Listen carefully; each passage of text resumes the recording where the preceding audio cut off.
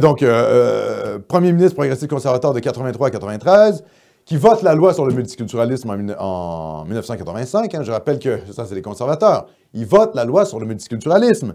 Alors, on va lire un petit peu quelle est cette loi. Alors, évidemment, le multiculturalisme est inscrit dans la Constitution à partir de 1982, je le rappelle, mais en 1985, donc, sous le gouvernement de Mulroney, elle est adoptée. Donc, ça veut dire que les conservateurs adhèrent à cette vision multiculturelle du Canada. Que nous dit cette loi? C'est pour vous dire, hein? Ça date pas d'hier, cette idée que le Canada est un pays multiculturel. Ça a été mis en place pour détruire, à la base, hein, ça a été mis en place par Trudeau pour détruire le séparatisme québécois, puis c'est devenu un peu le projet messianique du Canada anglais. C'est-à-dire que l'identité du Canada est devenue le multiculturalisme. C'est institutionnel. C'est institutionnel, c'est inscrit dans la loi et dans la Constitution canadienne. C'est pas quelque chose d'accessoire. C'est pas quelque chose qu'on va pouvoir combattre là, sur un coin de table. D'ailleurs, c'est pour ça qu'il n'y a aucun parti politique canadien qui ne remet réellement en cause le multiculturalisme. Personne ne fait ça, puisque c'est devenu l'identité nationale du Canada, ce pays multiculturel. Que dit cette loi? Ben, reconnaître le fait, écoutez bien ça, que le multiculturalisme reflète la diversité culturelle et raciale de la société canadienne. Donc, ils reconnaissent qu'il y a une diversité raciale. Il faut en faire la promotion. C'est bizarre, ça. C'est en général des gens qui disent que la race, ça n'existe pas. Mais là, évidemment, quand c'est dans les textes de loi pour en faire la promotion, ça existe, la diversité raciale. Bref. La diversité culturelle et raciale de la société canadienne et se traduit par la liberté pour tous ses membres de maintenir, de valoriser et de partager leur patrimoine culturel. La charia, l'excision, voilà. C'est quoi le patrimoine culturel africain et islamique? Des délires sémitiques là, du Proche-Orient, du Tiers-Monde. Bon, ainsi qu'à sensibiliser la population à ce fait. À reconnaître le fait que le multiculturalisme est une caractéristique fondamentale de l'identité et du patrimoine canadien et constitue une ressource inestimable pour l'avenir du pays, ainsi qu'à sensibiliser la population à ce fait. À promouvoir la participation entière et équitable des individus et des collectivités de toutes origines, à l'évolution de la nation et au façonnement de tous les secteurs de la société et à les aider à éliminer tout obstacle à une telle participation. À reconnaître l'existence de collectivités dont les membres partagent la même origine et leur contribution à l'histoire du pays et à favoriser leur développement.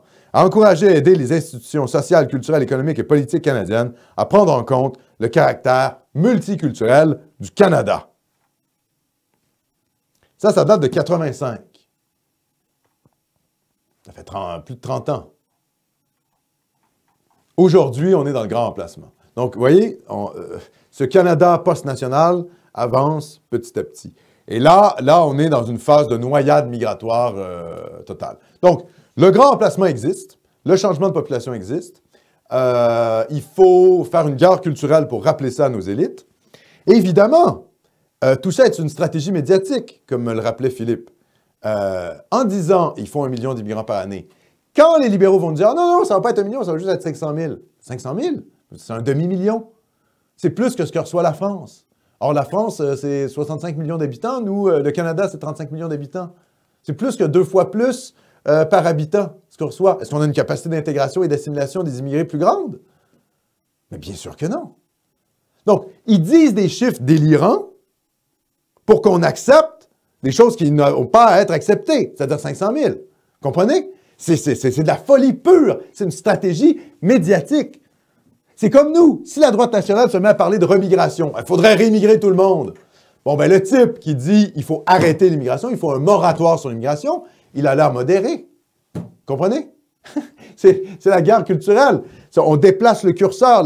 Quelle est la fenêtre d'Overton? Vous savez ce qui est politiquement acceptable? Bon, ben nous, on essaie de la déplacer vers la droite. Alors pour vous, dans votre écran, c'est là, la droite, c'est par là. Bon, ben c'est ça. C'est ce qu'on essaie de faire. Mais eux, ils font l'inverse. Ils déplacent toujours à gauche.